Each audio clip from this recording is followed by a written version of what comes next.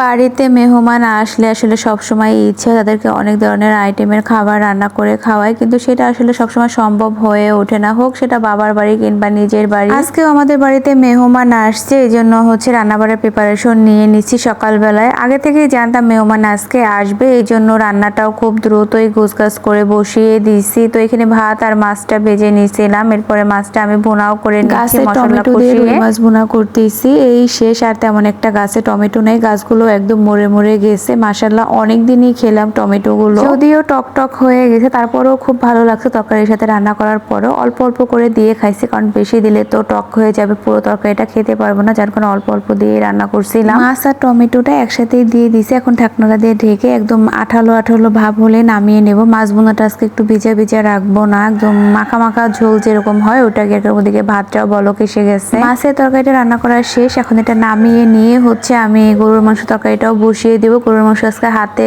মেখে হচ্ছে বসিয়ে দিছি, বেশিরভাগ সময় হাতে মেখেই বসিয়ে দেয়। আমার মায়ের বাড়িতে হচ্ছে মশলা কষিয়ে গরুর মাংসটা খুব কম রান্না হয়, বেশিরভাগ সময়ে হাতে মাখিয়ে মা গরুর মাংস রান্না করে। এদিকে আমি হচ্ছে গরুর দুধ চিনি দিয়ে জাল করে নিয়েছি, লাচ্ছা সিমাই ভিজিয়ে নিব। এই জন্য ঈদের দিন সিমাই মা একদম অল্প অল্প রান্না করছিল, তারপরও খেতে অভক্তি লাগছে। কিন্তু ঈদের পর থেকে মা যতদিনই সিমাই রান্না করছে না কেন অনেকগুলো করে রান্না করছে, তারপরে এক ফিরের বেশি দুই ফির আর খেতে পারি, এতটাই পরিমাণে খেতে ভালো লাগছে। আর এদিকে মাংসগুলো আমি মাংসের ভিতরে যে পানি দেওয়া হয়েছিল ওই পানিটা দিয়েই ভালোভাবে কষিয়ে নিচ্ছিলাম, যাতে কষানোর পরে আর তেমন একটা বেশি পানি না দেয়া লাগে। আমার মায়ের বাড়িতে হাতে মাখিয়ে গরুর মাংস রান্না করার একটাই কারণ, আমার মাকে আমি কখনোই দেখিনি 1 কেজি মাংস রান্না করার জন্য। একেবারে যেদিন কম রান্না করছে সেই দিনও 1.5 কেজি 2 কেজি গরুর মাংস রান্না করছে। এই জন্য সবসময় মা হচ্ছে হাতে মাখিয়ে দেয়, কারণ বেশি গরুর মাংস হাতে মাখিয়ে রান্না করে খেতেই খুব ভালো লাগে। তো যাই হোক, অনেকটা সময় নিয়ে হচ্ছে মাংসের ভেতর যে পানিটা উঠছিল ওই পানিটা দিয়ে মাংস কষিয়ে নিছি। এখন 90% সেদ্ধ হয়ে গেছে। এর ভিতরে গোটা গোটা করে আলু কেটে রাখছি, ওগুলো দিয়ে একটু কষিয়ে তারপরে হচ্ছে ঝোলের পানি দিয়ে দেবো। আজকে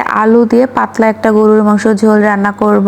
ইচ্ছা ছিল আরো কিছু রান্না করার জন্য, কিন্তু সেটা আসলে সম্ভব হয়নি, যেহেতু আমার ছোট বাচ্চা আছে আর আমার মা তো বিভিন্ন কাজে ব্যস্ত থাকে। এরপরে হচ্ছে রান্না বাড়া শেষ করে রুমের ভিতরে এসে বাচ্চাদের জন্য ডিম ভেজে নিচ্ছিলাম। আমার মামা তো ভাই বোন আর হচ্ছে আমার ছেলে, এরা কেউই তো মাংস তরকারি বা মাছের তরকারি খাবে না, যার কারণে ওদের জন্য ডিমটা সেদ্ধ করে হালকা একটু তেলে ভেজে নিলাম। আজকে আমাদের বাড়িতে হচ্ছে মেহমান আমার ছোট মামার বউ, তার 2 ছেলে মেয়ে, এরাই হচ্ছে আমাদের বাড়ির মেহমান। তো যাই হোক, কি রান্না করছি সেগুলো একটু দেখিয়ে নিচ্ছি। এখানে লাচ্ছা সিমাই ভিজিয়ে নিছি, কে যেন একটু খাইছিল। আর হচ্ছে গরুর মাংস আলু দিয়ে পাতলা ঝোল, আর হচ্ছে টমেটো দিয়ে রুই মাছ। পোলাও রান্না করতে চাইছিলাম, কিন্তু গরম বেশি, যার কারণে মামা নিয়ে নিষেধ করছে, সাদাবাতি রান্না করা হয়েছে। এটা হচ্ছে পরদিন সকালবেলা হচ্ছে সকালের নাস্তা বানাইছে, পরোটা আলু ভাজি আর ডিম পোস্ট করে দিছিল। তাছাড়া গতকালকের গরুর মাংস তরকারি ছিল, সেইগুলো দিয়ে হচ্ছে সকালে নাস্তাটা করে মামানিরা এখন চলে যাবে বাড়িতে। মামানিরা আসার পরে তাদেরকে নিয়ে যে সময়টা আমরা পার করছি ওই সময়টা আসলে ওইভাবে ক্যাপচার করে রাখতে পারিনি, কারণ যেহেতু আমার ছোট একটা ছেলে আছে, সবকিছু চাইলেও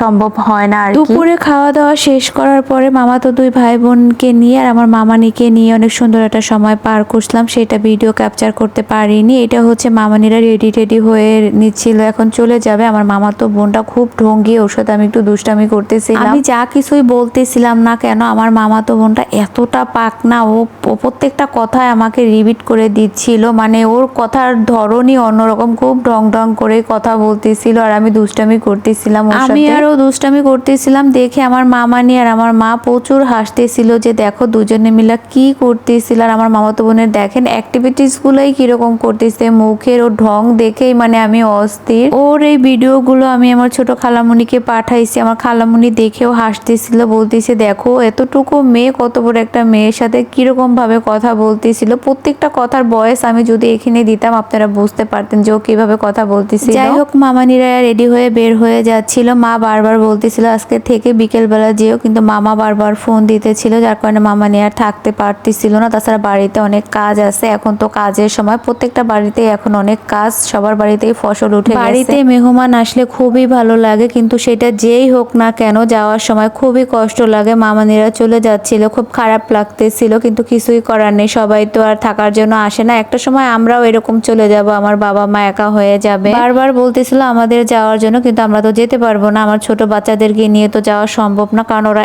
এক বিন্দু গরম সহ্য করতে পারে না।